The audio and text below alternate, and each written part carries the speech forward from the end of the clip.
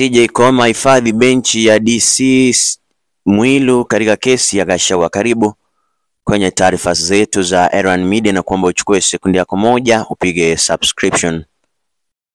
Jaji mkuu Martha Koome ameteua benchi ambayo naibu wake Philomena Mwilu alikuwa ameteua hapo awali kusikiliza malalamiko kuhusu kuondolewa kwa Rigathi Gachagua kama naibu rais.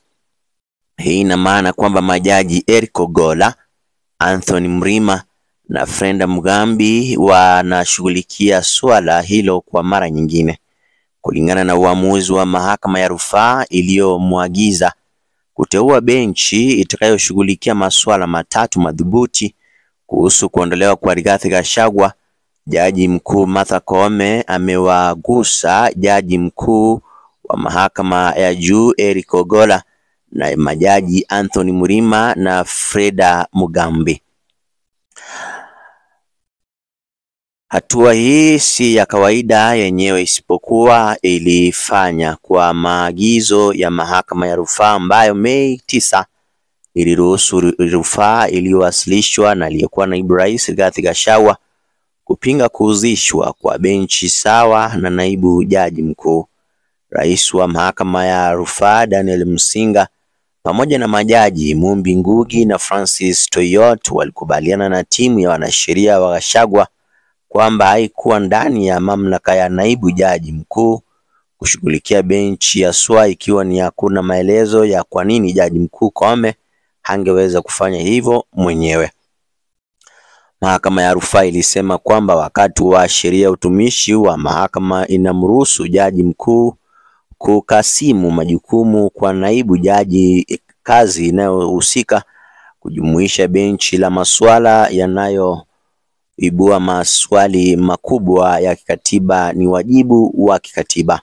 Ibara ya 165(4) ya katiba inasema swala lolote linalothibitishwa na mahakama kuwa linaibua swali kubwa la sheria chini ya ibara ya 3B au D litasikizwa na idadi isiyo sawa ya majaji wasiopungua 3 watakao kuwepo na jaji mkuu.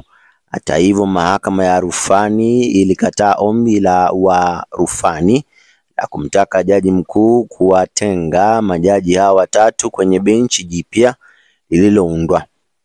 Mahakama ilisema kuwa ni jaji mkuu pekee ndiye mwenye mamlaka ya kumteua majaji kwenye benchi, na pia likakataa kumruhusu kupanua benchi hadi majaji 5 kuhusu iwapo majaji hao walipaswa kujitoa kutokana na madai ya upendeleo au kuonekana na upendeleo. Mahakama ya rufaa iliona hoja hizo hazitoshi.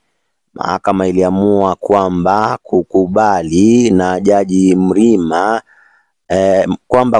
kwa jaji Mrima zawadi ya harusi kutoka kwa spika wa seneti Amason Kingi miaka 3 kabla ya maombi kuanza hakukuwa na mgongano wa kimaslahi.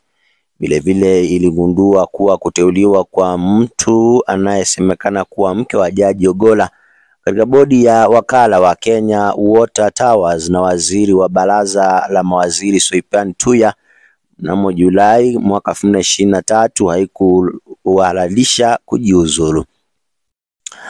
Ndizo taarifa za hivi sasa. Unaweza toa maoni yako hapo kwenye comment section. Hii ni Erwan Media.